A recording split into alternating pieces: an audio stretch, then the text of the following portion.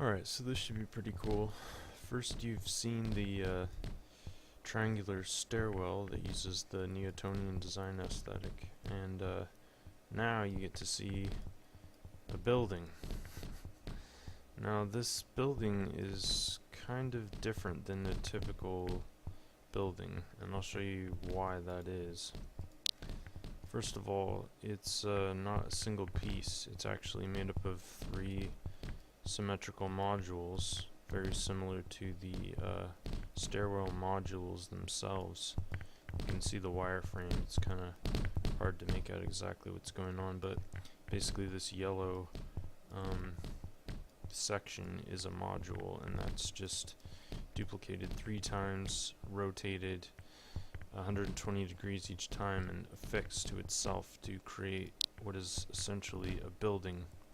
Now, as for these little resers on top here, they're dropping these molten steel balls on top of my structure. These are basically designed to show symbolically kind of the energy flow design of the structure.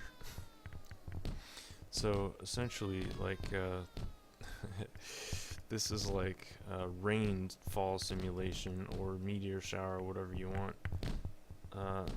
You can see how the spheres are rolling down the slope of the roof, and they are funneled in here, and then if they do fall down here, they bounce off of the inner rim of this internal little balcony, I guess you could call it, or railing, that continues to funnel them down all the way through the center of the structure down to the ground, where they basically re-enter the ecosystem. And the whole point of this is basically to create a sort of holistic energy management. For example, in a rainstorm or a hailstorm, whatever, instead of having a convex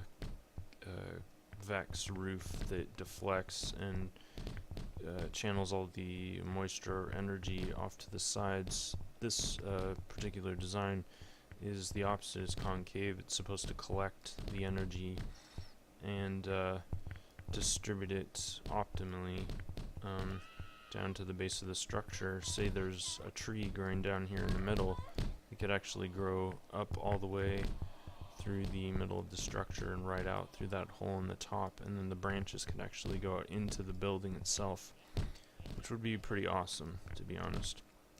So let's take a little tour here. So of course you already remember the triangular stairwell, but now you can actually see how it works as both a supporting column for the structure and as an independent architecture element. So yeah, this is a pretty standard building design. As you can see, the openings here allow for ample ventilation and light to come in through the building, and also of course moisture like rain and whatnot, but that will of course be funneled down these stairwells in a very harmonious way. And the whole purpose of this central kind of mezzanine with the little balcony here, so that you can basically just go up to the edge and look down and see everything that's going on outside the structure in a safe way. And as you can see, with 3 people, you could basically defend this structure if you had like at least a firearm or some kind of kinetic projectile weapon or whatever.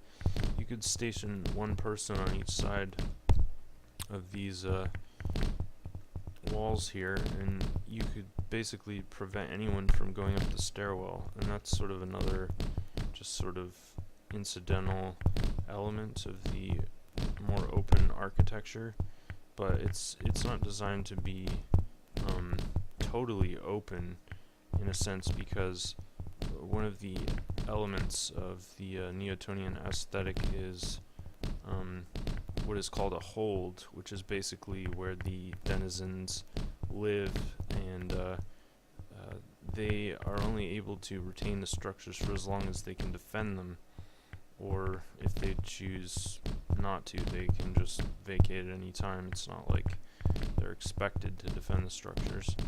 But this design actually is partially